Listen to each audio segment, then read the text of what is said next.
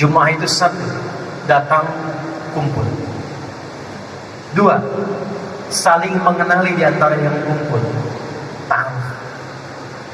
Tiga, saling mengisi di antara yang kumpul. Datang, saling kenal, saling isi, saling bersilaturahmi. Itulah Jumat. Jadi Jumat itu bukan begini, datang, dengar khutbah, kadang-kadang ngantuk, ada yang tertidur, ada yang bikin khutbah tambahan, kemudian sholat 2 rakaat dan pulang. Itu bukan Jumat namanya. Cuma kumpul-kumpul aja. Jumat itu datang, kenali siapa yang datang, duduk samping kanan Anda siapa, kiri Anda siapa, belakang Anda siapa, depan Anda siapa. Masjidnya sekarang Al-Akbar, Masya Allah, masjidnya besar, ruang utamanya sudah 4.000 orang. Bikin database-nya. Dari mana yang datang ini? Kumpulkan database-nya, dipersaudarakan satu dengan yang lainnya. Tidak ada satupun yang datang ke Masjid Nabi di hari Jumat kecuali mengenal di antara mereka siapa yang ada satu dengan yang lain. Termasuk yang dari luar kota.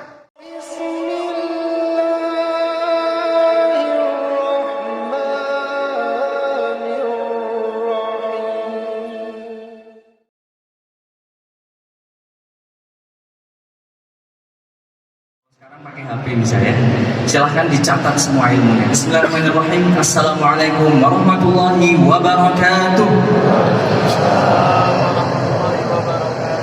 Hamdan wa syukran lillah, assalatu wassalamu ala rasulillah wa ala alihi wa sahbihi wa mawala, amma ba'd.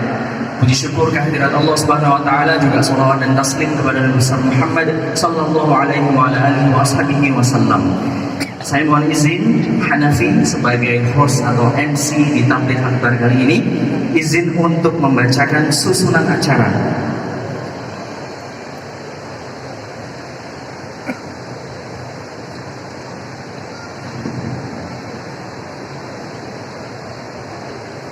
Sebentar, agak rempong ini. Baik, susunan acara Tabligh Akbar Milad ke-23. Milad ke-23 tahun Masjid Nasional Al-Akbar Surabaya dan Milad 1 dekade Wafa Indonesia bersama Al-Ustadz Dr. Adi Hidayat LCMA. Yang pertama adalah pembukaan, yang kedua adalah pembacaan ayat suci Al-Quran, berikutnya sambutan Dewan Pembina Yayasan Syafaatul Quran Indonesia, berikutnya sambutan Ketua Badan Pelaksana Pengelola Masjid Nasional Al-Akbar Surabaya atau BPPMAS.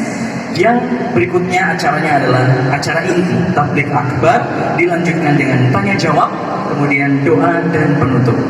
Kalau begitu kita langsung saja buka dengan bersama-sama membaca surah Al-Fatihah. Al-Fatihah.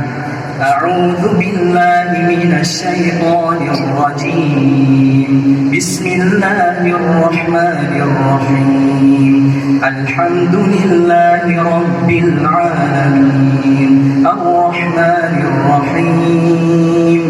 Maliki yaumiddin. Iyyaka na'budu wa iyyaka nasta'in. Ihdinas siratal mustaqim.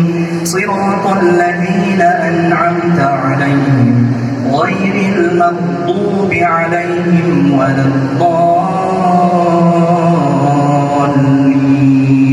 Amin. Semoga dengan bacaan Al-Fatihah tadi memberikan keberkahan kepada Allah di acara kita sampai akhir nanti.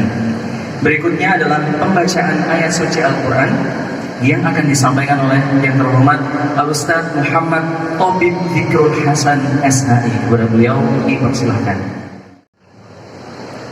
Assalamualaikum warahmatullahi wabarakatuh.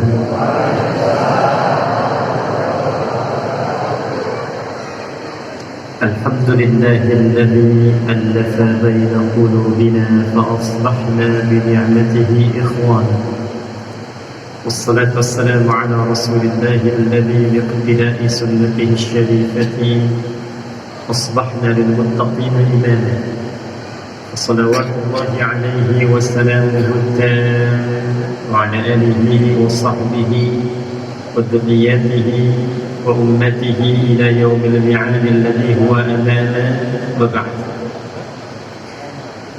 Yang kita hormati, kita muliakan tuan rumah Masjid Nasional Al-Akbar, yang hari ini masjid ini tepat berusia ke-23 tahun, diresmikan 10 November tahun 2000. Kita doakan mudah-mudahan inisiator, pendiri, pemakmur sampai dengan seluruh bagian DKM yang saat ini juga dipimpin oleh Profesor Kiai Haji Syuja, dimuliakan oleh Allah Subhanahu wa taala, diberkahi dan ditambah kemakmuran masjid ini, dan mudah-mudahan diikhlaskan oleh Allah Subhanahu wa taala dalam berkhidmat sehingga menjadi jariah yang berkelanjutan sampai dengan hari kiamat insyaallah. Yang kita hormati, kita muliakan guru kita Kiai Haji Saleh serta juga panitia dari Wafa. Mudah-mudahan ahli Quran yang dididik, disiapkan, dan para pengajarnya mendapat keberkahan dari Al-Quran seperti yang dijanjikan oleh Nabi SAW. Dan janji ini diviralkan oleh Al-Imam Al-Bukhari.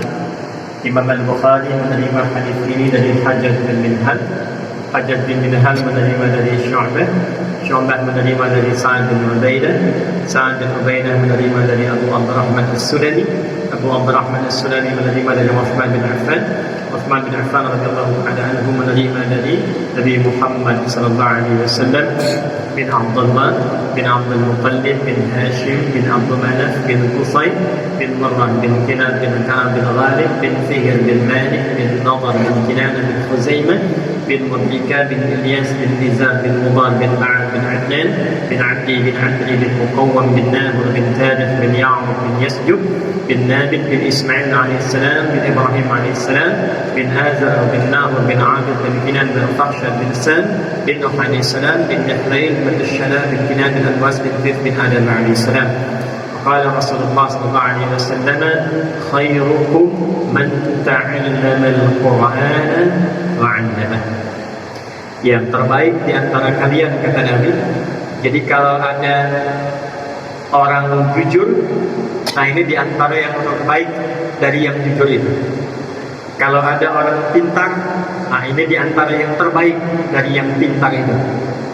Kalau ada orang sukses, nah ini yang terbaik dari yang sukses itu. Siapa mereka? Man ta'allama al-Qur'an.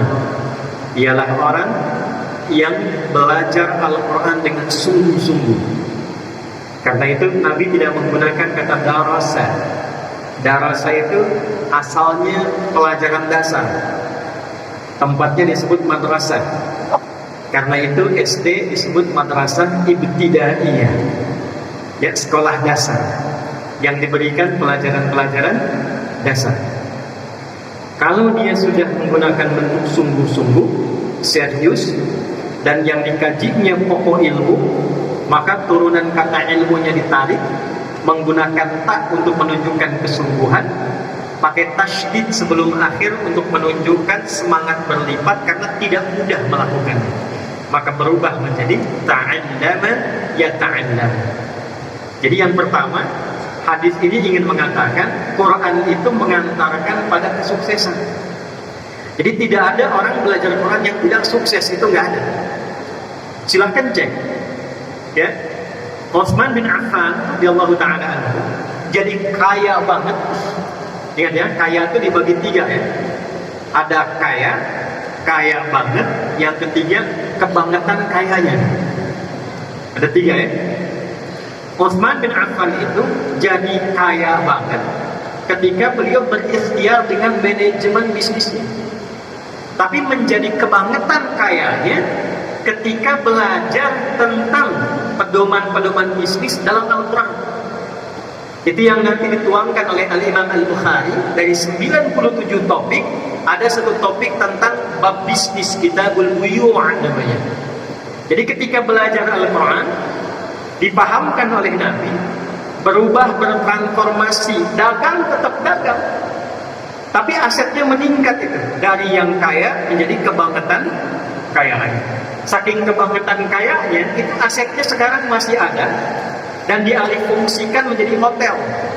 Jadi kalau Anda ya nanti insya Allah punya rezeki ya umrah, mudah-mudahan yang belum disegerakan ya.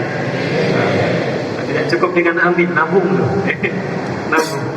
Itu kalau sampai Madinah, biasanya kita belok dulu dari belakang. Sekarang ada hotel, warnanya itu krem, ya, tinggi bangunannya. Itu dituliskan jelas wakaf Utsman bin Affan radhiyallahu taala.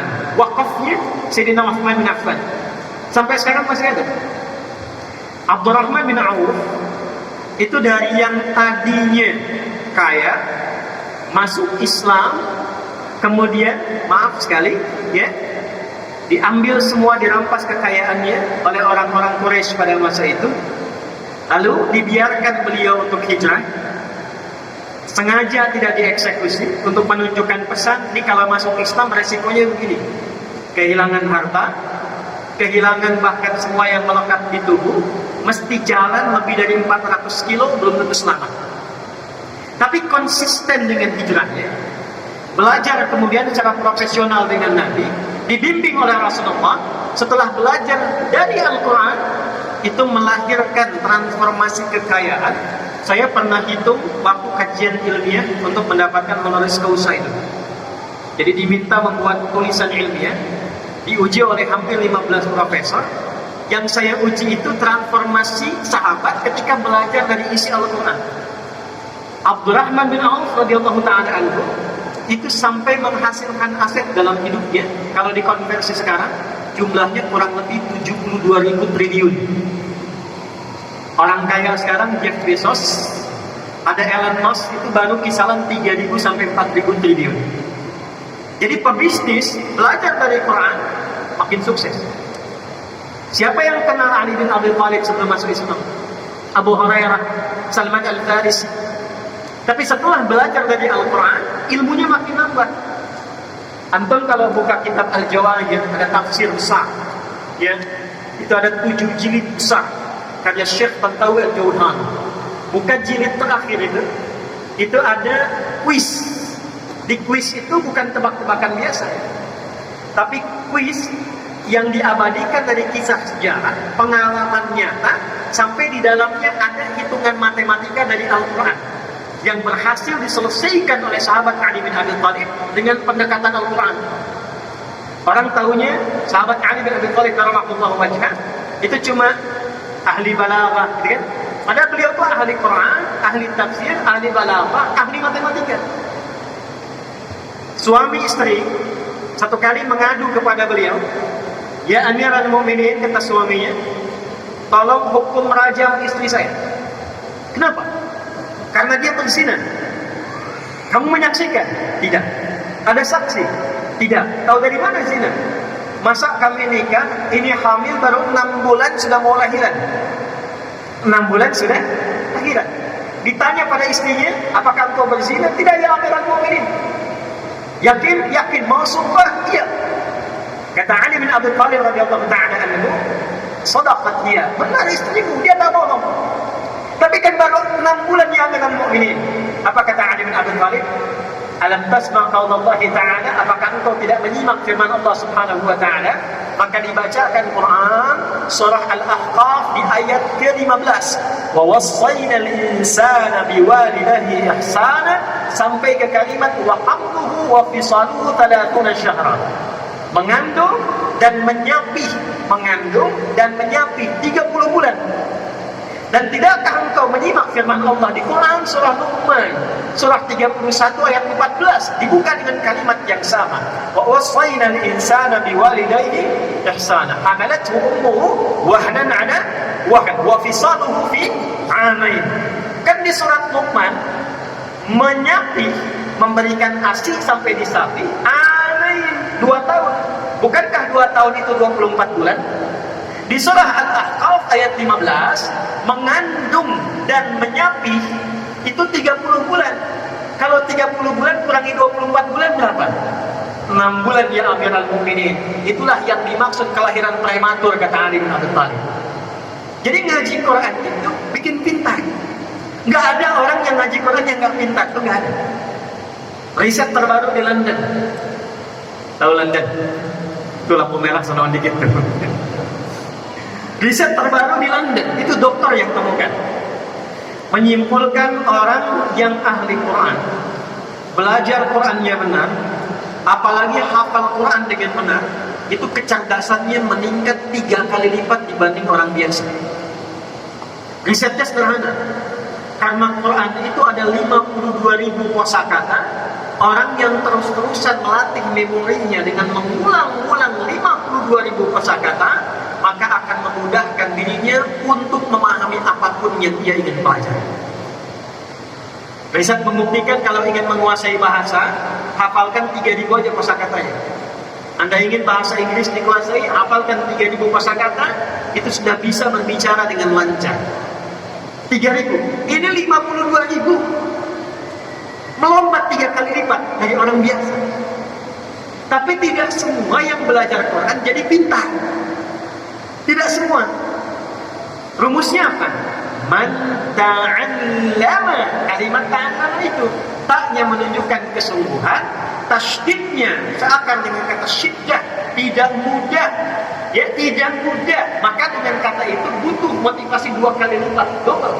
Jadi orang yang semangat, yang sungguh-sungguh, yang serius belajar Qurannya, itu akan merubah pribadinya menjadi orang sukses dan mudah meraih apapun yang dia inginkan. Semua level. Wa'allama. Kemudian dia praktikkan Qurannya itu. Jadi ngaji Quran itu bukan begini, ya. Walaupun ini tidak salah. Anda baca Al-Fatihah, baca Al-Baqarah, baca Ali Imran sampai An-Nas, bagus. Dapat pahala. Satu hurufnya berapa? Tahu dari mana? At-Tirmidzi nomor hadis 2910. Man qara'a harfan min kitabillahi falahu 10 hasanat. Siapa yang membaca 1 huruf dari Al-Quran, baca 1 huruf saja. Nun, 1 huruf. Itu setara dengan 10 kebaikan. 10 itu bukan begini menghitungnya. 1, 2, 3, itu sedikit.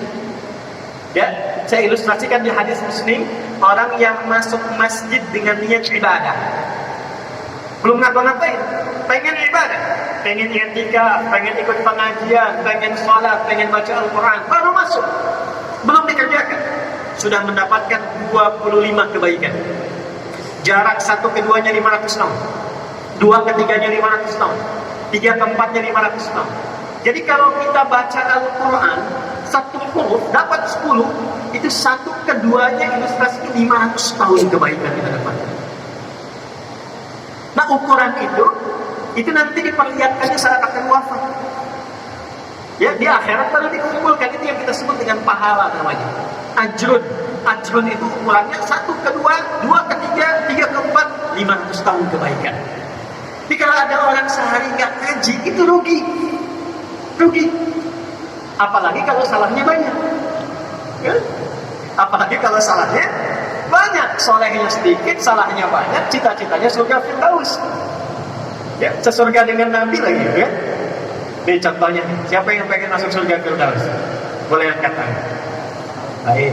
Yang pengen sesurga dengan Nabi boleh angkat tangan. Baik, turunkan. Yang salahnya banyak boleh angkat tangan. Nah, ini contohnya. Nah, maka Nabi memberi rumus, ada amalan cerdas. Amalan cerdas yang saat dikerjakan, amalan sedikit, prinsip ekonomi, bekal sedikit tapi keuntungan banyak. Nah, itu banyak dalam Islam, diantaranya Al-Quran. Ya, kalau ada orang berbuat salah, dihitungnya berapa? 1 kan? Ya, tapi jangan mudah mengatakan 1 tuh. Dari pagi sampai siang ini sudah berapa dikoleksi kesalahan? Mata salah lihat, kan? Nah, telinga salah dengar. Tadi sebelum saya datang pikiran sudah salah. Ustaznya kemana sih? Yang berapa dimulai?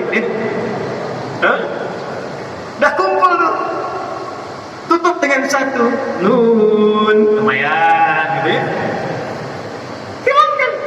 1 dapat 10. Nah, kalau ngajinya begitu, dapat kita pahala. Tapi isi Quran, fungsi Quran sebagai hudan tidak kita rasakan. Akhirnya Al-Quran hanya menjadi ayat yang tertuliskan di mushaf, terdengar suaranya lewat bacaan. Yasin, terdengar, tertulis di mushaf. Alif Lam Mim, tertulis di mushaf, terdengar lewat suara. Ya, dapat pahala. Tapi barakah Quran yang jadi hudan, Dan itu inti Quran diturunkan. Syahrul Ramadan alladzi unzila fihi Quran hudan linnas. Saya turunkan kata Allah Al-Quran supaya isinya menjadi pedoman berkehidupan. Jadi semua kehidupan kita itu isinya ada dalam Al-Quran. Semua hajat hidup kita. Ya, saya baca cepat ya. Tidak usah ditulis, saya baca cepat saja karena direkam, teman-teman nanti bisa cek kembali ya. Bisa, saya kasih gambaran saja. Ini masih dalam kandungan. Bagaimana dalam kandungan ingin terlahir menjadi pribadi yang baik dan saleh, itu ada petunjuknya di Quran surah ke-7 ayat 189. Kemudian terlahir amalan pertama apa bagi seorang ibu yang baru punya anak untuk memberikan ASI maksimal selama 2 tahun. Amalan pertama apa bagi suami yang baru jadi ayah dan punya anak pertama?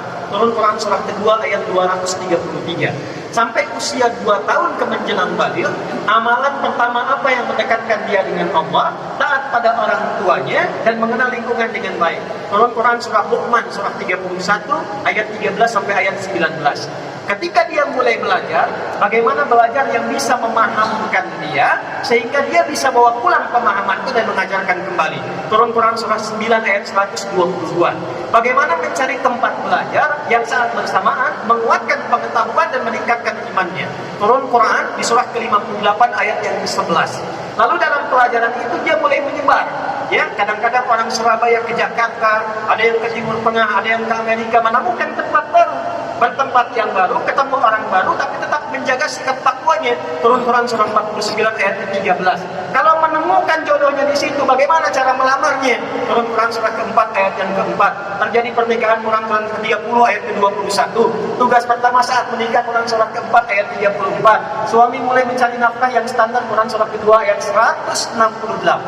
Kalau pengen cepat rezekinya baru bergerak sedikit, datang Quran surah kedua ayat 172. Kalau dia belum melakukan sudah dijamin dibuka, kemudian rezekinya berkahnya pintu langit dan bumi. Quran surah ke-7 di ayat ke-96. Batuk. Kemudian dia mulai bekerja tidak mudah, diminta petakan tantangannya. Kadang-kadang ada yang kecil, menengah, ada yang berat. Turun Quran surah kedua ayat 214. Solusinya di Quran surah ketiga ayat 142. Detailnya di Quran surah kedua Al-Baqarah dari ayat 155 sampai 157. Kadang-kadang ada orang ingin menyingkirkan, orang ingin menyungkurkan. Bagaimana membuka usaha tapi tanpa nyogok, tanpa suap. Kalau ada solusi dibimbing Allah, kalau ada yang jahil ditolong. Turun amalan Quran surah 17 ayat 79 sampai dengan 80. Istri merawat anak di rumah, jangan dikira mudah. Kadang-kadang dia menolak, kadang berkata, turun bimbingan Quran surah 17 ayat 23 sampai dengan ayat 27. Sampai usia 40 tahun, sukses, bagus, anak ada, orang tua masih ada. Jangan disimpulkan bahwa hasil kesuksesan Anda.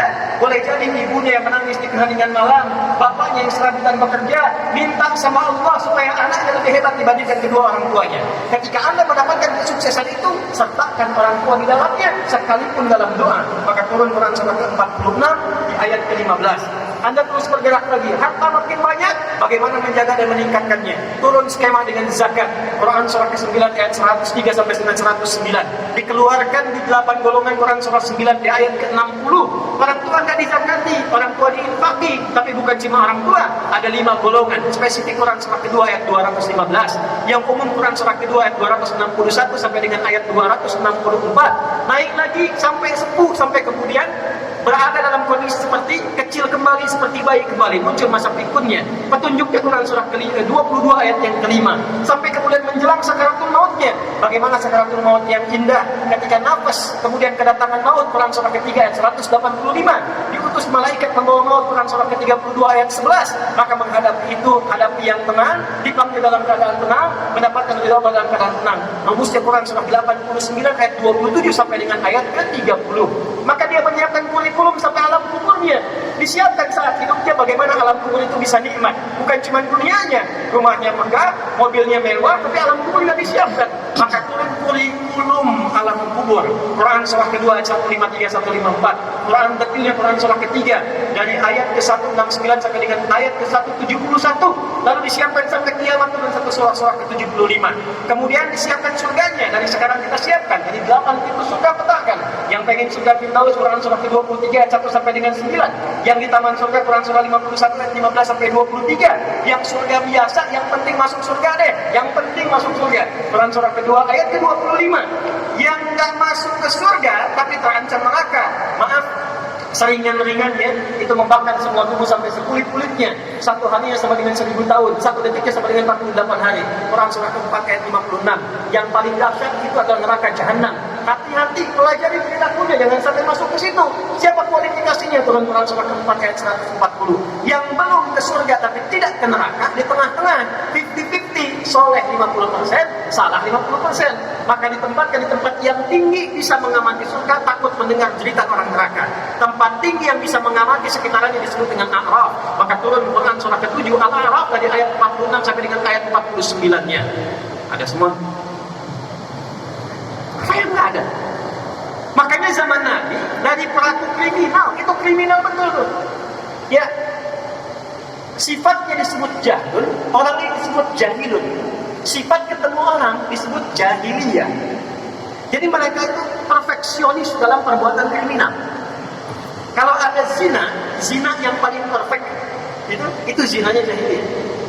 Kalau ada pembegal, pembegal yang paling komplit jahiliyah. Sekampung begal semua. Sekampung. Gifari itu kampung begal. Jadi kalau ada yang namanya Al-Gifari, itu keturunan kampung begal. Tapi nanti jadi ilmu sanad, ada sanadnya. Ya, itu Jundub bin Junadah, pimpinan begal, masuk Islam, belajar Quran, jadi dai. Preman pensiun itu tuh hadisnya. Dia jadi dai, balik ke kampungnya Gifar, dakwah di kampung, masuk Islam sekampung. Madinah heboh, dapdikduk datang sekampung begal masuk Islam. Cuman karena satu orang yang kenal Quran, Jundub bin Junadah. Untuk mengabadikan peristiwa itu, disamarkan namanya Jundub bin Junadah, diambil kunyahnya Abu Dhar, diviralkan nama tempatnya Gifar. Rumusnya tambah al di depannya, i di ujungnya. Kita punya ahli hadis dari Padang, Musnid Dunya, Syekh Yasin Al-Padani, Syekh Nawawi Al-Bantani, Syekh Mahfud At-Termasi. Ya, ini Ustaz Saleh Ibrahim, Kiai Saleh Ibrahim dari Surabaya. Ya, Kiai Saleh Ibrahim Al-Surabayai, Al-Maduri. Ya, ini Al-Ghifari. Jadi beliau ingin mengatakan begini, saya dulu pemimpin begal, saya dulu kriminal, tapi Quran merubah saya sekarang jadi orang baik. Merubah saya jadi orang baik. Jadi sekalipun belum sukses, ahli Quran itu pasti baik. Jadi kalau ada orang ngaji Quran nggak baik, itu pasti ada yang salah dengan cara ngajinya. Bukan Qurannya yang salah. Kalau peci nggak masuk ke kepala, jangan potong kepalanya. Pecinya perbaiki. Karena standar pertama sebelum sukses, baik dulu. Allah itu tidak menginginkan ada orang sukses, tapi kesuksesannya tidak diisi dengan kebaikan. Orang sukses yang tidak baik pasti merusak. Sapi, makanannya rumput. Pengusaha yang pintar, sukses tapi tidak baik, itu makannya bisa aspal. Aspal yang seharusnya 15 cm, 5 cm. Ya? Jadi sapi masih bisa makan rumput, tapi orang sukses pintar nggak baik, makanannya bisa aspal. Karena itu kata Allah, orang belajar Quran sebelum diberikan kesuksesan, diberikan dulu kebaikan, sehingga dengan baik itu dia bisa mengatur semua kesuksesan yang Allah titipkan kepadanya. Itu yang dimaksud Quran surah ke-35 Fatir di ayat yang ke-32. Thumma awrasna al-kitaba alladhina istafayna min 'ibadina faminhum zalimun li nafsihi wa minhum muqtasid wa minhum sabiqun bil khairati bi idznillah. Dzalika huwal fadlul kabir. Yang ingin saya katakan teman-teman sekalian, karena ini dibuka dengan wahana, tempatnya di Masjid Al-Akbar, masjid yang terbesar, ya, kita berharap mudah-mudahan penyelenggaranya ahli Quran, yang datang dengan juga ahli Quran, dan kita ingin mendapatkan barakah Al-Quran. Mudah-mudahan kita dimasukkan pada golongan yang disebutkan Nabi Muhammad SAW tadi sebagai ahli Quran yang baik. Ini mukaddimahnya. Ini baru mukaddimah, kita belum mulai. Baik. Sekarang kita masuk pada ini. Sekarang hari apa? Jumat. Tahu apa artinya Jumat? Yang tahu boleh angkat 1 juta, 5 juta. Ya. Apa artinya Jumat? Kalau salah antum harus menghafal Quran sampai selesai.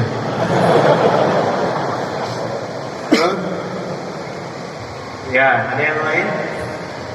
Berkumpul, ada yang lain? Kumpul, umroh. Ada yang lain? Waktu habis sudah. Jumat dulu belum ada. Saya ulangi, Jumat dulu belum ada. Sebelum Nabi Muhammad SAW diutus, nama Jumat itu tidak ada. Orang-orang yang hidup di era Nabi, sebelum Nabi dilahirkan, saat Nabi dilahirkan, tumbuh berkembang, itu menamai hari-hari yang berlangsung dalam kegiatan mereka dengan nama-nama hitungan hari. Contoh, hari pertama mereka beri nama dengan Yaumul Ahad. Al-Ahad ada alif lam. Beda antara ada alif lam dengan tidak ada alif lam. Jadi ada wahid, ada ahad, ada al-ahad, beda.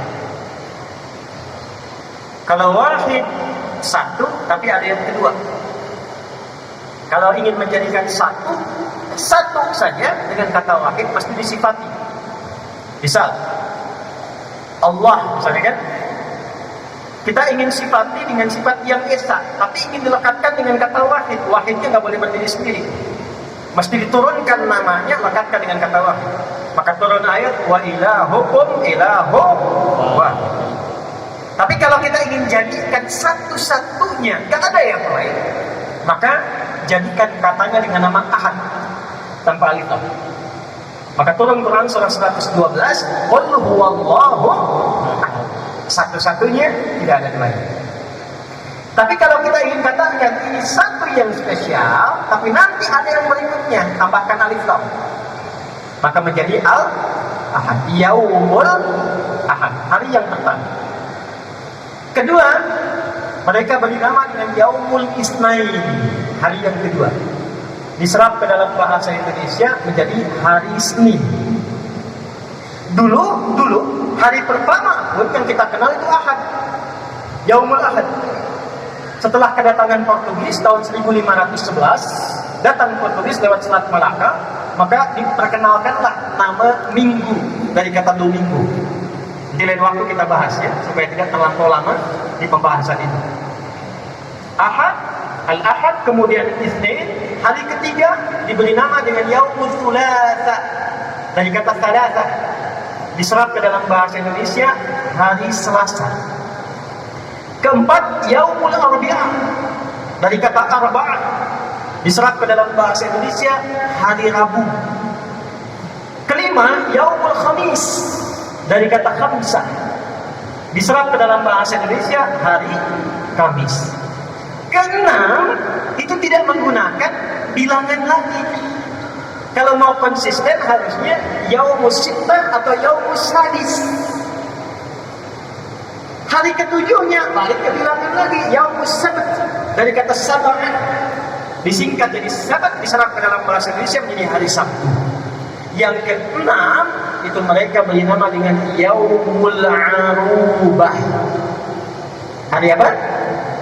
Yaumul Arubah. Kenapa diberi nama dengan Yaumul Arubah?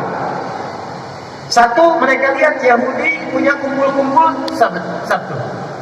Nasrani punya kumpul-kumpul Yaumul Ahad, Minggu.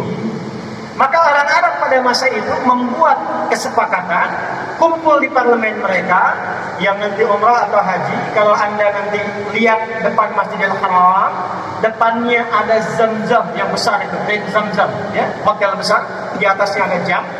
Samping sebelah kiri dari situ, itu nyebrang sedikit ada hotel Hilton yang lama, yang warnanya kayak krem merah, ya. Nah itu di hotel Hilton, kalau naik ke atas sedikit, eskalator sedikit naik, belok ke kanan, itu ada musalla, itu rumahnya Abu Bakar As-Siddiq. Depannya persis ada tempat wudhu, ada toilet, depannya lagi, nah itulah parlemen Quraisy ada di situ, kumpulnya di situ. Maka mereka dapat, mereka gambarkan kita mesti punya hari kumpul-kumpul untuk membanggakan diri sebagai bagian dari orang Arab, untuk menjalin persatuan dan kasih sayang. Maka diberi nama Yaumul Arubah atau Yaumur Rahmah, hari kumpul-kumpul, hari berbangga diri sebagai orang Arab, hari saling memperhatikan. Maka sepakat mereka, kalau weekend Yaumul Arubah ini kumpul, dipilihlah pusat-pusat hiburan. Diberi nama dengan aswaq, suq uqal, suq dumatul jannah. Dan pusat hiburan yang paling elit itu terletak di Jabal Qubais. Jadi saya kalau ilustrasikan takutnya nggak terlalu terlihat ya. Saya coba gambarkan, mau nggak saya tuliskan begini ya, supaya tahu petanya ya. Bismillah. Maaf saya berdiri ya. Izin Ustaz. Belakang kelihatan ini? Enggak. Nah, iya memang belum saya tulis kan. Nanti kalau saya tulis baru kelihatan ya. Itu ada screen nanti ya, dilihat saja. Saya gambarkan dari sini saja. Ini yang Zam-Zam. Zam-Zam maksudnya, hotel besar. Di atasnya ada yang besar ya. Tadi ke sini ada jalan. Ini ada hotel Hilton di sini. Ini yang depannya ini nanti ada toilet, tempat wudhu. Ini yang kedua di sini ada kipas angin di atasnya. Ini yang parlemen Quraisy yang ini. Samping Grand Zam-Zam ada hotel lama namanya Sofwa. Samping sini yang toilet. Ini ke arah belakang ke Mahbas Al-Jin sini. Termasuk ke arah Jabal Nur, Bukit Cahaya yang ada Gua Hira ya, arahnya dari sini. Masuk Ummul Qura di sana. Seberang di sini persis hotel Sofwa, jalan seberangnya ada bukit besar yang ada istana raja sekarang di atasnya. Ya, nanti kalau sudah umrah atau haji, teman-teman bisa lihat. Langsung lihat nengok di samping ada istana raja, bukit besar begini nih.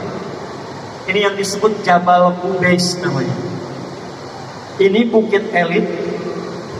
Di atas bukit ini siapa yang menduduki ada di atasnya, ini menunjukkan dia penguasa jazirah. Nabi Muhammad SAW ketika beliau mengumumkan peristiwa Isra Mi'raj itu naik ke atas bukit ini untuk memberikan kesan sekarang akan ada perubahan. Semua orang-orang parlemen kalau mau naik ngasih pengumuman naiknya ke sini. Sekarang kerajaan Saudi Arabia kenapa bangun istana di sini untuk menunjukkan sebuah pesan bahwa wilayah itu dikuasai, dipimpin oleh dinasti ini, Saudi. Paham di sini? Nah ini bukit elit, bukit elit. Kalau Anda keluar dari sini, ya mau umrah dari Sofwa atau Zam-Zam, belok kanan sini. Nanti di bawah bukit ini, di sini istana. Di sini ketika masuk sebelah kanan ada pos security, ada CCTV warna putih satu ke sini. Depannya pintu 26, terus sampai ujung sini, ya. Ini di sini ada kipas angin. Saya udah hitung ada 35 kipas angin sampai ujung. Udah saya hitung, kalau nambah 36 berarti nambah 1 ya. Sampai ujung sini. Ini ada gate Nabi. Nabi salat 2 rakaat di sini sebelum Isra Mi'raj. Sampai ke depan Ka'bah, salat di sini di kediaman Sayyidah Maimunah. Di sini kemudian Babus Salam. Ya, di balik pintu Babus Salam ada rumahnya Abbas radhiyallahu ta'ala anhu, punya anak yang paling viral, anak bungsunya Abdullah, dikenal dengan Abdullah bin Abbas radhiyallahu ta'ala anhu. Tarik garis lurus ke sini. Sekitar 200 meter di sini ada satu rumah warna krem, ya. Sekarang disamarkan jadi perpustakaan.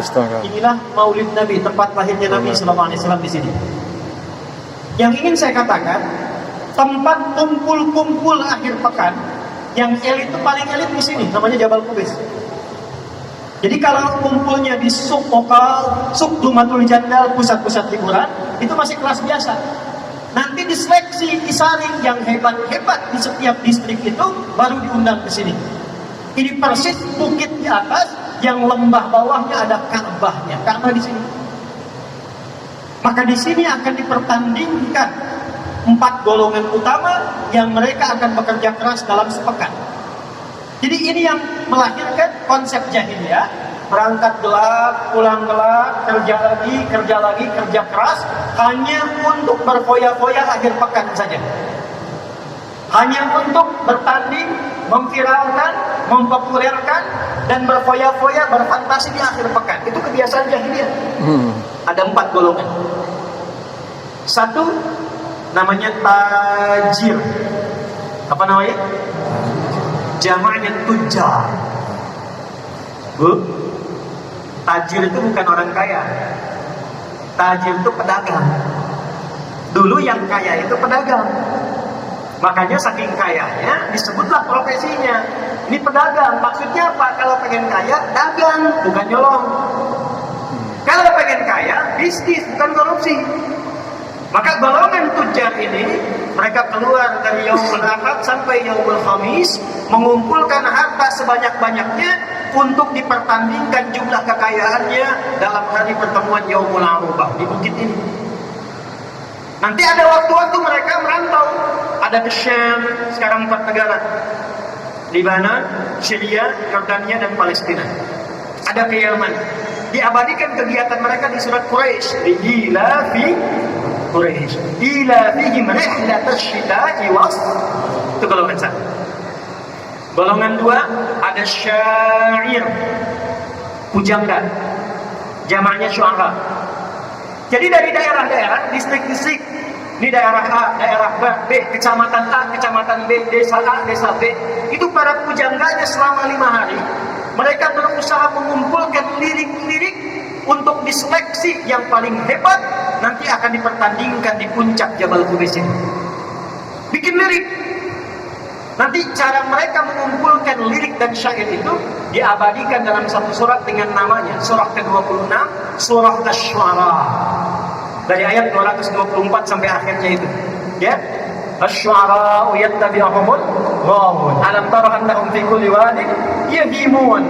Pernahkah Anda dengar tentang kisah para pujangga di era jahiliyah yang mereka datang ke lembah-lembah mencari inspirasi untuk membawa lirik-lirik saja? Untuk apa? Nanti dipertandingkan di bukit ini. Yang ketiga, ada golongan kahin. Jamaknya kuhan, dukun. Jadi kalau sekarang ada dukun, itu ketinggalan, telat. Karena 15 abad yang lalu sudah ada dukun. Dan nanti menariknya ketika Quran turun, dukun-dukun itu pada tobat. Ya, dukun-dukun pada tobat. Tapi sebelum Quran turun, dukun itu viral strata ketiga di kalangan jahiliyah. Selama 5 hari dari Yaumul Ahad sampai Yaumul Khamis, sampai hari Kamis, itu dukun-dukun kompak membikin mantra-mantra, jimat-jimat. Nanti yang paling efektif dipertandingkan di sini, diangkat jadi pemuka dukun, ya pimpinan dukun seluruh wilayah Arab. 4, sahir, tukang sihir, tukang santet. Jadi tukang santet sudah ada di era Nabi Sallallahu Alaihi Wasallam, dan itu jasanya dipakai baik oleh para pengusaha ataupun para penguasa. Jadi nanti kalau ada pengusaha ingin mengalahkan lawannya tapi tak bisa secara normal, disewa tukang santet, sahir. Termasuk ketika ingin mengalahkan satu tokoh yang sulit dikalahkan secara normal, disewa tukang sihir. Sehingga nanti turun terutama 2 surah terakhir, Al-Falaq dan An-Nas. 4 golongan ini yang paling utama berlomba di era jahiliyah. Kumpul di Jabal Qubais. Yang paling kaya jadi golongan penentu. Ini yang punya kebijakan. Pujangga diseleksi nanti ada 7 yang viral. Kalau 7 ini yang menyeleksi namanya An-Nadirah Al-Dimyani. Nanti kalau dia dapat 7 golongan, 7 orang terhebat, maka puisinya, syairnya akan ditulis dengan tinta emas, ditempel di dinding Ka'bah. Jadi sejarah kain kiswah itu asalnya syair isinya. Nanti ketika datang Islam baru diganti dengan tulisan Al-Quran. Ada 16 jenis rumusnya, dikenal dengan Bahar namanya. Ya, tawilun tabulun al-buhuri fadailun fa'ulun mafa'ilun kita nabdi min dhikra habibin wa mansili bisahbili wa bainan dakhuli fahawmali rajas, mustafilun, mustafilun, mustafilun, mustafilun, mustafilun, mustafilun, sautus safilil bulbuli, hayyaja qalbi thamini, al-ma'u wa zahru ma zahri lafdul muqali, fa anta ya sayyidani wa sayyidi wa mawlani, fakam tayyumuni al-ghazayyin al-uqliqani, qatabtuhu min wajdatin fi hadha ar-rajuli, faqala la faqad ghada muhammili, fawal walad wali waynani, faqultu la tuwalwili, fabayyinu al-lu'lu'ali, qala tawhina kata inna wadidul muqali, ka'atan kakailali, tabuli. Coba ulangi. Ada madi mufa'alatun fa'ilatun tala'al badru min thaniyatil. Nah itu asalnya dari syair. Rumusnya 16 disebut dengan bakar namanya. Yang paling hebat syairnya, paling bagus qasidahnya, maka akan ditulis dengan tinta emas, ditempel di dinding Ka'bah, lalu disebutkan pemimpinnya Amirus Syu'ara. Dulu Imrul Qais namanya. Kegiatannya gitu. Kegiatannya begitu. Tiap hari kerja, berangkat gelap, pulang gelap. Weekend foya-foya. Weekend libur, cari tempat hiburan. Kalau antum tiap hari kerja, akhir pekan cuman liburan, makan, minum, buang-buang uang, nah itu setengah jahiliyah.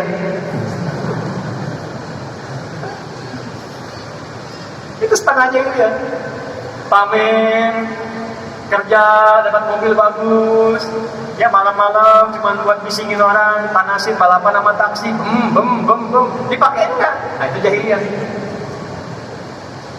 Kegiatan dulu sudah ada. Maka apa yang terjadi? Sesaat sebelum hijrah ke Al-Madinah Al-Munawwarah. Hijrah itu artinya bukan cuma pindah.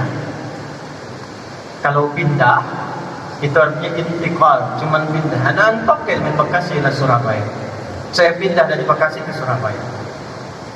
Tapi pindah yang membawa perubahan. Sekalipun tempatnya nggak pindah, tapi aktivitasnya berubah. Saya dekat dengan masjid nih, rumahnya samping masjid. Bahkan toaknya masjid itu ke rumah saya begini. Jarak ke masjid dengan berapa langkah, tapi belum mau ke masjid. Tiba kemudian, maaf saya mau tanya dulu, kalau ada tetangga masjid, samping masjid, nggak ke masjid, dia muslim, apa hukumnya? Oh, maka rumahnya. Ini dia ya. Hati-hati. Hukumnya ajak dia ke masjid. Ada orang Islam, tetangga masjid, belum mau ke masjid. Hukumnya ajak dia ke masjid. Dahulukan fikih dakwah. Mungkin Anda dijadikan oleh tetangganya supaya mengajak dia, bukan mencela dia. Nanti kalau hari kiamat ditanya bagaimana? Engkau saya tempatkan di samping si fulan yang akan ke masjid supaya engkau ajak, bukan supaya engkau bikin status mencela dia. Ini di Instagram dinaikin, punya tetangga beriman tapi nggak ke masjid. Bukan itu. Ya. Jadi Ustaz, nih berkait salah saya punya cerita begini. Ada masjid mewah, mirip begini tapi lebih besar ini. Kompleknya banyak umat Islam ya. Yang kalau di sensus mungkin 90%. Tapi yang ke masjid 2, 3 kan. Ditanya, Pak, muslimnya banyak? Banyak. Berapa persen? Hampir 90%. Kenapa nggak ke masjid? Nggak tahu Pak. Oh, baik, gini aja. Libur hari apa? Sabtu Ahad. Baik. Nanti hari Sabtu subuh, Jumatnya kita beli buah. Subuh kita ke masjid. Gak apa-apa, bertiga gitu gak apa-apa. Nanti dari masjid kita datangin satu dulu tetangga. Oh, buat. Assalamualaikum, waalaikumsalam. Pak Ustaz, Pak, ada iya. Dari mana? Dari masjid. Ya, antum tuh tadi gak kelihatan. Kami kira sakit dan itu gak ke masjid. Ini bawa buah. Itu gak diminta zuhurnya ke masjid. Ya, jadi kalau tetangga belum ke masjid, ya, fikih dakwah dipraktikkan pertama kali. Ajak dia ke masjid. Minimal doakan. Balik ke yang tadi, teman-teman sekalian. Jadi apa yang menarik di sini? Itu yang disebut dengan hijrah. Kalaupun kemudian memaksa kita untuk pindah tempat karena di tempat bekerja ini susah sholat, ya mau Jumatan pun nggak bisa. Tapi anehnya itu Anda tahu rezeki dari Allah, yang ngasih rezeki Allah. Kok bisa cuma gara-gara jaga toko ditinggalkan Jumatan? Padahal yang ngasih rezeki itu adalah orang yang kita kemudian datang, kita sebagai orang ke masjid menyembah Tuhan kita, yaitu Allah. Kan Allah yang punya rezeki, Allah yang ngasih rezeki. Anda tahu yang punya rezeki Allah, tapi Anda tega meninggalkan Allah hanya sekedar jaga toko, dan di situ Anda mengharap ya Allah berikan saya rezeki. Kan aneh namanya. Kalau Anda berpindah, saya pengen pindah ke tempat lain yang sholatnya gampang. Saya pengen pindah ke tempat lain yang ngajinya gampang. Perpindahan yang membawa perubahan kita untuk dekat dengan Allah disebut hijrah namanya. Apa namanya? Maka Nabi diperintahkan untuk hijrah dari Mekah ke Yathrib, Al-Madinah Al-Munawwarah, untuk menunjukkan perubahan-perubahan yang menampakkan nilai keimanan yang mesti beda dengan jahiliyah. Maka apa yang pertama kali Allah perintahkan? Sesaat sebelum hijrah itu, untuk menunjukkan perbedaan orang beriman dengan orang yang belum beriman, turunlah Quran surah ke-62 ayat 9 itu. Ya ayyuhalladzina amanu idza nudiya lis-salati min yaumil jumu'ah fas'au ila dzikrillah. Perhatikan baik-baik. Dengan turunnya ayat ini, yang disapa orang beriman, Allah menginginkan ada perubahan pada diri orang beriman untuk membedakan dengan imannya dengan orang-orang jahiliyah yang belum beriman. Apa bedanya nih? Saya, Anda, kita sudah beriman. Apa bedanya dengan yang belum beriman? Mesti ada perbedaan. Maka Allah firmankan, Ya ayyuhalladzina amanu, hai semua yang telah menyatakan punya iman. Ya disebutkan 361 kali dalam Al-Quran. Harfun nida, huruf untuk memanggil. Dalam bahasa Arab di ilmu nahwu ada 14 jenis huruf untuk memanggil. Ada a, ada ayah, ada ya, ada wa, dan seterusnya. Tapi dalam Al-Quran cuma satu yang digunakan. Ya 361 kali disebutkan. Linida'il qarib, nida'il mutawassit, nida'il ba'id. Memanggil yang dekat, memanggil yang menengah, memanggil yang jauh. Ayyuha disebutkan 150 kali dalam Al-Quran. Ayyunya munada untuk menguatkan hukum, haknya tanbih untuk mengingatkan pentingnya informasi yang disampaikan. Alladzina disebutkan 1080 kali dalam Al-Quran. Ismun mausulun yadullu 'alal jam'il jam'iyyah. Konjungsi kata sambung menunjuk objek pada semua tanpa kecuali. Perhatikan kalimatnya. Hei semua orang yang telah menyatakan beriman, tanpa kecuali.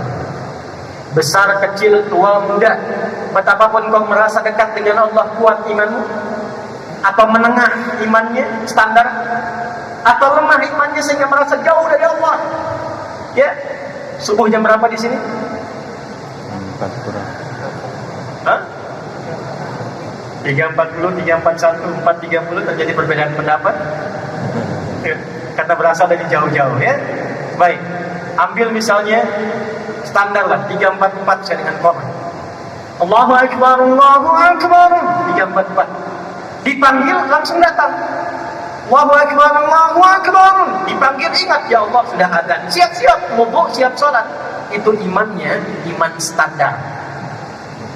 Kuat tidak, lemah tidak. Iman standar, belum kuat. Anda kerja jam 7, datang jam 7, standar tidak? Standar. Kerja jam 7, datang jam 6, itu hebat namanya. Di atas standar. Dipanggil jam 3.44, datang jam 3.04. Sebelum dipanggil sudah datang, itu iman kuat namanya. Subuhnya 3.44, jam 3 sudah bangun. Dia tidak hadir saat adzan, tapi dia menunggu sampai adzan tiba supaya subuhnya khusyuk. Dia warming up dulu dengan tahajud. Itu iman kuat. Jadi kalau dipanggil 3.44 datang, itu iman standar. 3.44 dipanggil, 4.43 baru sadar. Nah, itu iman lemah. Iman lemah. Tapi Allah memanggil dengan huruf yang sama, yang penting punya iman. Hei semua yang telah beriman, perhatikan cara menerjemahkannya. Aku tidak peduli apakah imanmu itu dalam keadaan lemah, ataukah imanmu standar, ataukah imanmu kuat. aku berikan satu amalan yang dengan amalan itu kalau dikerjakan dengan benar, yang lemah menjadi kuat, yang standar semakin menguat, yang kuat semakin dekat dengan Allah Subhanahu wa taala. Sekaligus iman itu akan membuktikan keberadaan dia, yang membedakan antara orang beriman dengan orang yang belum beriman. Apa bedanya? Idza nudiya lis-salati bi yaumil jumu'ah. Dari sejak itu berubahlah nama Yaumul Arubah menjadi Yaumul Jumu'ah. Itu asalnya. Dulu nggak ada, hari Jumat itu nggak ada. Jumat itu turun namanya sesaat sebelum hijrah. Berubah dari Yaumul Arubah jadi Yaumul Jumu'ah. Arubah itu cuma kumpul-kumpul, datang, rame-rame pulang. Yang kaya tetap kaya, yang miskin tetap miskin. Dirubah. Yang beriman tidak begitu. Nggak dilarang kumpul. Kalau bisa kumpulnya lebih banyak lagi. Kalau bisa jangan dari satu tempat, banyakin tempat A, tempat B, kumpul. Tempat kumpulnya disebut dengan jami, akarnya sama. Makanya sering ditambahkan masjid jami itu tempat mengumpulkan yang lain. Yang datang al-mujtama al-islami, masyarakat Islam yang banyak. Waktu kumpulnya, momentum kumpulnya disebut dengan Jumat. Apa itu Jumat? Jumat itu satu, datang kumpul. Dua, saling mengenali di antara yang kumpul. Tahu. Tiga, saling mengisi di antara yang kumpul. Datang, saling kenal, saling isi, saling bersinar. Itulah Jumat. Jadi Jumat itu bukan begini, datang, dengar khutbah, kadang-kadang ngantuk, ada yang tertidur, ada yang bikin khutbah tambahan, kemudian sholat 2 rakaat dan pulang. Itu bukan Jumat namanya. Cuma kumpul-kumpul aja. Jumat itu datang, kenali siapa yang datang, duduk, samping kanan Anda siapa, kiri Anda siapa, belakang Anda siapa, depan Anda siapa. Masjidnya sekarang Al-Akbar, Masya Allah, masjidnya besar. Ruang utamanya sudah 4.000 orang. Bikin database-nya. Dari mana yang datang ini? Kumpulkan database-nya. Dipersaudarakan satu dengan yang lainnya. Tidak ada satupun yang datang ke Masjid Nabi di hari Jumat kecuali mengenal di antara mereka siapa yang ada satu dengan yang lain. Termasuk yang dari luar kota. Ya. Ada orang dari Gotofan, namanya Sule, datang ke Madinah. Begitu masuk langsung duduk. Orang Madinah tahu semua, kalau masuk ke masjid pengen i'tikaf walaupun sebentar, sholat dulu 2 rakaat baru duduk. Beliau ini masuk langsung duduk, Nabi sedang khutbah. Maka Nabi dengan indahnya ini adabnya, tidak menunjuk, hei, sholat dulu, sholat. Tidak. Tapi membuat kalimat yang umum supaya tidak tersinggung orangnya. Maka dibuat kalimat umum, kata Nabi, kama qala Rasulullah sallallahu alaihi wasallam, "Idza dakhala ahadukumul masjidah, fala yajlisa hatta yusalli rak'atain." Jika ada seseorang ingin masuk ke dalam masjid, ya, diriwayatkan wa arada an ya'takifa, dan dia berniat untuk duduk walau sejenak, maka jangan langsung duduk kecuali salat dulu 2 rakaat. Maka kelak diviralkanlah salat itu dengan nama salat tahiyatul masjid. Tapi spirit tahiyatul masjid ternyata bukan sekedar salat, tapi Nabi ingin menunjukkan kepada jamaah yang ada, hei sahabat-sahabatku yang dari lingkup lokal di sini, ini ada kawan kita yang baru datang. Dia belum tahu tahiyatul masjid. Coba lihat siapa, kenali dia, bawa hajat apa. Makanya nggak ada yang datang ke masjid Nabi khususnya hari Jumat kecuali semua hajatnya selesai. Yang lapar datang, pulang kenyang. Dulu era-era Nabi, awal-awal Jumatan itu sampai motong kambing. Tanya ke Saleh. Ya, peserta Jumatan pertama 12 orang, imamnya Musabir, ya, Umar. Di Bani Salim itu 12 orang pesertanya, awal peserta. Yang dipimpin Nabi 40 orang, itu selesai Jumat, potong kambing dulu untuk mengakrabkan diri satu dengan yang lainnya. Abah dari mana? Dari sini. Bapak dari mana? Dari sini. Ngobrol, kenalan, kenal, rekat, itu yang disebut ukhuwah namanya. Al-Akbar gak usah potong kambing. Jamaahnya yang kompak. Di sini siapa yang punya restoran? Yang punya rumah makan? Yang punya tablik minum? Yang punya botol-botol itu? Kumpulkan samping ini sehingga orang merasakan gembira ketika datang Jumat. Ini hari raya ya akhi. Ini Id kita setiap pekan ya akhi. Datang gembira ke Jumat. Yang punya profesi A, profesi B datang persaudarakan. Dan semua orang di zaman Nabi rebutan. Allah Akbar, datang seorang. Kata Nabi SAW, siapa yang hendak menjauhnya, semua angkat tangan. Semua angkat tangan. Dan qadarullah yang pertama ngangkat itu ternyata yang paling miskin di antara mereka. Masih ngangkat tangan. Kata Nabi, fulan kau duluan jadi tamumu. Itu dengan gembira digandeng ke rumahnya. Ya Busra, ya Busra, ya Busra. Kama qala, kabar gembira, kabar gembira. Datang ke rumah istrinya, ada apa bang? Ada pahala, jawabnya pahala. Ya, padahal mungkin yang datang Pak Karno, Pak Suhem, gitu kan? Ada pahala katanya. Begitu disebut pahala, senangnya luar biasa. Di mana stok dapur? Alhamdulillah. Ada beberapa suap buat anak kita, pahala datang, surga lebih utama. Tugas mama tidurkan anak-anak, tugas papa nyiapkan hidangan, biarkan kita menikmati pahala malam ini, lalu kita menikmati hidangan di malam hari ini. Dia ambil kemudian persiapannya, dibentangkan di mejanya, sampai kemudian tersisa kita 13 menit lagi menuju asar.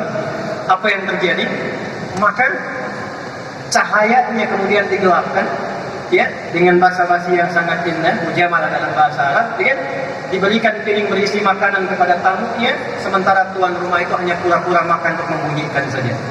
Serumah nahan lapar, istri menenangkan kemudian anaknya, ibu menenangkan anaknya, tidur mereka dalam keadaan lapar, yang suami kemudian gembira menemani dengan lapar, yang tamu makan sampai lahap. Besoknya keluarga ini viral dan diapresiasi, bahkan dimuliakan oleh Allah dengan turunnya Quran surah 59 ayat 9 sampai 10 itu. Wa yu'thiruna 'ala anfusihim walau kana bihim khasasah. Itulah Jumat. Jadi orang nggak punya aja sampai bawa Pak. Antum misalnya punya kebun, cuma ada ubi, itu kalau spirit cuma bawa ubi hanya untuk Jumat jadi pahala. Mana ayatnya sana? Mana Jumatnya? Mana hadisnya? Mana Islamnya? Mana imannya? Itu bedanya iman dengan yang belum beriman. Yang belum beriman kumpul, ya kumpul banyak. Stadion kumpul, taramai kumpul nih. Pasar kumpul. Tapi kumpulnya beriman itu selalu ada manfaatnya. Jangan sampai kumpul nggak kenal dengan siapa yang kumpul. Setelah itu persaudaraan. Betapa indah kalau ada dokter kemudian Jumatan. Ada pasien yang nggak punya biaya ke rumah sakit, bertemu dengan dokter. Masjid Al-Akbar punya database-nya. Dokter sekian yang muslim datang Jumatan ke Al-Akbar. Allahu Akbar. Yang sakit nggak harus ke rumah sakit. Di Masjid Al-Akbar pengobatan atau konsultasi gratis pada dokter. Silakan dokter di sini. Yang belum punya pekerjaan, ini pengusaha-pengusaha yang punya pekerjaan, konsultasi. Yang punya utang, lunasin. Itu kumpul bareng, ikut sama-sama, itulah Jumat. Itu spirit Jumat yang berlaku di era Nabi. Kita kehilangan itu sekarang. Kita kehilangan itu. Bayangkan kalau hadisnya dipakai. Ya, saya alaikum zaman kama qala Rasulullah SAW, akan datang satu masa. Masa ini unik, ini hadis. Tandanya taqarrubuz zaman, di masa itu waktu akan cepat sekali berlalu. Setahun kayak sebulan, sebulan kayak sepekan, sepekan kayak sehari, sehari kayak sekilatan. Sudah terasa belum sekarang? Kayaknya baru kemarin saya ke Surabaya ya, ternyata sudah setahun kan? Terasa sekali. Nah, ada waktunya ketika itu tiba, terjadilah percepatan digitalisasi. Taqarrubul aswaq, pasar mudah diakses kata Nabi. Dulu Anda berangkat pakai angkot, pakai ojek, sekarang klik datang barangnya. Sudah terjadi sekarang? Dan pada masa itu yantashirul kadhib dan tashirul fitan. Hoaxnya banyak. Hoaxnya banyak, manipulasinya banyak, propagandanya banyak, penipuannya banyak, dan bahkan karena digitalnya itu berkembang, penipuannya pun online-nya banyak. Judi yang biasa offline, online. Pinjaman yang online, yang offline tadinya jadi online. Disingkat jadi pinjaman bikin band, pinjam. Nah, ketika terjadi itu, apa solusinya? Ternyata Islam datang bawa solusi. Kenapa nggak dimanfaatkan teknologinya? Bikin aplikasi. Ikan kita di Surabaya, tapi nggak semua yang ada di sini orang Surabaya semua kan? Ya? Yang dari Perak mana? Tuh. Ada yang dari Madura, Sidoarjo, tuh, ya? Mana lagi? Malang, Masya Allah. Yang paling jauh dari mana? Aceh. Ada yang lebih jauh dari Aceh? Cianjur. Ada lagi? Hah? Flores. Flores. Masya Allah. Ya, Manado. Tuh. Kenapa nggak dibuatkan database? Misal sekitaran Surabaya dulu bikinkan, atau Jawa Timur pada umumnya. Bikin database. Masa dari yang banyak ini nggak ada yang bisa bikin aplikasi? Bikin di situ, cantumkan di situ daftar kita itu, teman-teman kita. Yang jualan beras, yang jualan baju, yang jualan hasil tani, yang jualan hasil kebun. Bikin aplikasinya. Nanti orang Surabaya yang perlu baju, tinggal klik beli dari situ. Yang perlu hasil padi, hasil kebun, hasil tani, beli dari situ, klik beli ke situ. Termasuk kemudian infak zakatnya kumpulkan lewat situ aplikasi, linkkan ke setiap masjidnya. Kalau itu bisa kita bikin, bisa kita buat, dan di Jumat kita ketemu, maaf. Zakatnya mengalir di dalam, ekonomi berputar di dalam. Bikin aplikasi misal ojek sore itu, pakai fingerprint di masjid. Setiap tukang ojek kalau pengen ojek ke masjid absennya. Subuh fingerprint, yang bukan tukang ojek, silahkan coba aja. Tukang ojek fix, silahkan masuk. Sebulan DKM menyiapkan sembakonya, jadi dia nggak mikirin sembako. Hasil dia dapatkan di bawah 30 simpan di masjid, 70 dia bawa. Kalau sukses kembangkan jadi muzaki, kalau nggak sukses subsidi lagi dari yang 30. Dari mana modalnya? Dari zakat infak teman-teman yang masuk ke kotak infak, putar lagi di situ. Kalau perlu wali kota Surabaya bikin putusan, daripada pembiayaan besar-besar, yang opang-opang ojek tanggahan, bikinkan aplikasi lokal, bikin gerakan lokalisasi. ASN wajib naik ojek dari situ, belinya ke situ, yang di dalam dibeli, ekonomi berputar di dalam, zakat berputar di dalam, baru kelebihannya setorkan ke pusat. Jadi itulah Jumat. Mana makna Jumat itu sekarang? Mana? Tapi yang paling menarik, hafal ayatnya, hafal hadisnya. Dan habis dimakan Jumatnya datang dengarkan khutbah, kadang ngantuk, kadang tiduran. Yang didengar ujungnya aja. Ambil yang baik, tinggalkan yang buruk. Pulang sendal yang bagus-bagus hilang semua. Setelah itu langsung, aduhlah kita mau weekend, mau liburan sambil Jumatannya nyambi. Padahal Jumatnya bahagia, pasti itu membahagiakan, menyenangkan. Di masjid saya itu kalau Id khususnya, itu anak-anak difasilitasi yang perosotan, yang mainan, yang apa, yang pakai gula, yang manisan, sampai mereka bertanya lagi, kapan Idul Fitri lagi Ustaz? Itu pasti dikenal. Boleh Al-Rahman bikin perosotan kok, mainan taman untuk anak-anak, sehingga anak-anak itu bertanya kapan Jumatan lagi, kapan dapat kembang bulan lagi, kapan dapat manisan lagi. Antum tuh yang punya CSR, kenapa nggak disebarkan amplop kecil kasih anak-anak? Kasih 10.000, sampai mereka nanya lagi, Om kapan Jumatan lagi? Itulah Jumat, itulah Yaumul Jumat, itulah ya ayyuhalladzina amanu, orang iman begitu. Nah, jadi teman-teman sekalian, saya itu tipikal orang yang tidak menginginkan kita melakukan sesuatu, tapi tidak memahami apa yang kita kerjakan. Di Islam itu tidak pernah ada nama yang hampa makna, itu nggak ada. Semua nama ada makna. Salat, kenapa subuh, kenapa fajar, kenapa zuhur, kenapa asar, maghrib, isya, itu ada artinya. Ini dari takbir ini sampai salam, itu ada maknanya. Kenapa tangannya mengangkat begini? Kenapa kakinya itu lurus tegak menghadap kiblat sejajar dengan bahu? Itu ada artinya. Abdurrahman bin Auf jadi kebangetan kayanya, cuman paham berdiri saja. Dari berdiri dipraktekkan jadi kaya begitu.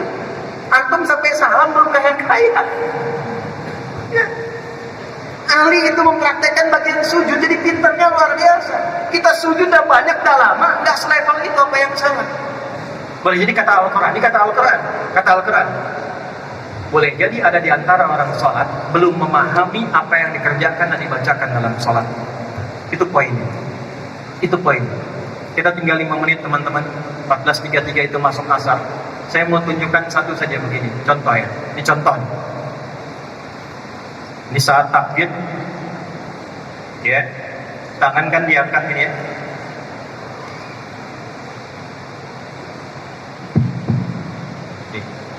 Hadisnya di Al-Bukhari nomor hadis 757, hadis Muslim nomor hadis 397. Rawinya sahabat Abu Hurairah radhiyallahu taala anhu, Abdurrahman bin Sahar. Pelakunya namanya Khalad bin Rafi Az-Zurairi. Khalad ini sholat, datang ke masjid Nabi. Lalu Nabi sedang berada di sisi lain. Beliau sholat sunnah. Begitu selesai sholat, ummatan Nabiya sallallahu alaihi wasallam mendatangi Nabi sallallahu alaihi wasallam, faqala, dan mengatakan assalamualaikum ya Rasulullah. Assalamualaikum ya Rasulullah. Kata Nabi, irji' salli fa innaka lam tusalli. Kamu balik lagi sholat karena engkau belum sholat. Kurang lebih 3 kali begitu sampai dia berkata, ya Rasulullah, ma uhsinu ghairah anjibni. Ya Rasulullah, aku nggak bisa lebih baik daripada ini, tolong ajarkan aku. Maka dia ajarkan dari mulai wudu, idza qumta ila shalah fa asbigul wudu, dari mulai wudu sampai salam. Saya persingkat satu saja untuk menunjukkan betapa pentingnya bagian gerakan sholat. Lihat sini. Jadi begitu dia angkat hadroman kibaihi, ini riwayat pertama di Al-Bukhari di sini. Riwayat An-Nasai di sini, yang dekat daun telinga. Jadi ada 2 cara, di sini, ya, di sini. Tapi apa maksudnya ini? Ini ada artinya. Kalau Anda ingin khusyuk dalam sholat, ini ada kitabnya ya, bukan ilmu takatik, ada kitabnya, ada sanadnya. Kalau Anda ingin khusyuk dalam sholat, maka buang urusan dunia ke belakang. Pasrahkan diri Anda kepada Allah dan rasakan ini sholat mungkin terakhir yang Anda kerjakan dalam sholat. Itu yang dimaksud Al-Baqarah ayat 46. Alladzina yadhunnuna annahum mulaqu rabbihim wa annahum ilaihi raji'un.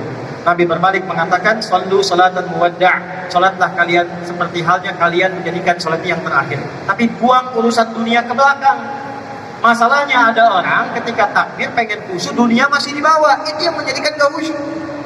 Allahu Akbar, di lisannya Allahu Akbar, tapi perilakunya handphone Allahu Akbar, jemuran Allahu Akbar, status Allahu Akbar, Allahu Akbar, tang ting tung ting tang ting tung. Halo, sebentar ya, saya lagi sholat, dibatalin dulu tuh. Dan ini yang menjadikan kita bisa menepi setan. Karena kenapa? Nanti silakan cek saat asar ya, karena saya mau akhiri. Sebelum sholat itu semua orang bisa fokus untuk sholat. Hadis riwayat Abu Daud. Tapi ketika mulai takbir Allahu Akbar, setan mulai berkata. Setan ada 9 jenis setan. Nanti kalau saya ke Surabaya lagi, insya Allah kita bikin judul fikih setan. Belum pernah belajar kan? Ada 9 jenis setan. Setan penggoda orang sholat namanya khanzab. Kalau dia ada di masjid, yang pertama digoda DKM masjid. Betul, hati-hati. Nanti lain waktu kita bahas. Sebab kalau DKM-nya itu berselisih, jamaah malas ke masjid. Ya, malas ke masjid. Dia datang menggoda, setelah kemudian tangan diangkat, fayaqulu syaitan, maka setan berkata, ingat ini, ingat itu, ya, sampai nanti ada orang yang sholat tidak sadar berapa rakaat sedang menunaikan sholatnya. Gak percaya, 1 menit lagi nanti adzan. Ketika Anda sholat, begitu mulai takbir, setan akan berkata, sampai pelajaran saya pun akan dia sebutkan. Ingat kata Ustaz Adi dia, ketika Anda takbir, akan ada yang menggoda. Itu setan itu. Ya. Nah, saya simpulkan dengan kita berdoa teman-teman sekalian, karena kita sedang masuk waktu asar. Saya berharap yang kumpul ini mendapatkan syafaat dari Al-Quran, keberkahan dari Al-Quran. Tolong keluar dari sini jadilah bersaudara. Jangan terpecah belah, jangan saling merendahkan, saling menghormati. Warga Surabaya tolong bangun Surabaya dengan baik. Warga Jatim bangun Jatim. Warga Indonesia kita bangun Indonesia dan kedamaian dan kebaikan. Allahumma taqabbal minna innaka antas sami'ul 'alim wa tub 'alaina innaka antat tawwabur rahim. Allahumma nahmaduka kama 'allamtana an nahmadak wa nashkuruka shukran kama 'allamtana an nashkurak. Antal muqaddim wa antal muakhir bi yadikal khair innaka 'ala kulli shay'in qadir. Allahumma ij'alna min ahli al-Qur'an واجعل القرآن صحيبا لنا في الدنيا وشفيعا لنا في الآخرة يا أرحم الراحمين. اللهم اجعلنا من حبيب سيدنا محمد صلى الله عليه وسلم. ألحقنا معه مع الذين أنعمت عليهم من النبيين والصديقين والشهداء والصالحين وحسن أولئك رفيقا. اللهم بارك هذا المسجد مسجد الأكبر يا أرحم الراحمين وبارك مؤسسه يا رب العالمين ومعتمريه يا أرحم الراحمين. ربنا آتنا في الدنيا حسنة وفي الآخرة حسنة وقنا عذاب النار. وصلى الله على سيدنا محمد وعلى آله وصحبه أجمعين. وآخر دعوانا سبحانك اللهم وبحمدك نشهد أن لا إله إلا أنت نستغفرك ونتوب إليك. وآخر دعوانا أن الحمد لله رب العالمين. Nanti malam saya ada di Masjid Al-Irsyad. Kita akan bahas tentang akar konflik di Palestina. Sampai kapan, kenapa, dan bagaimana. Sampai jumpa nanti malam.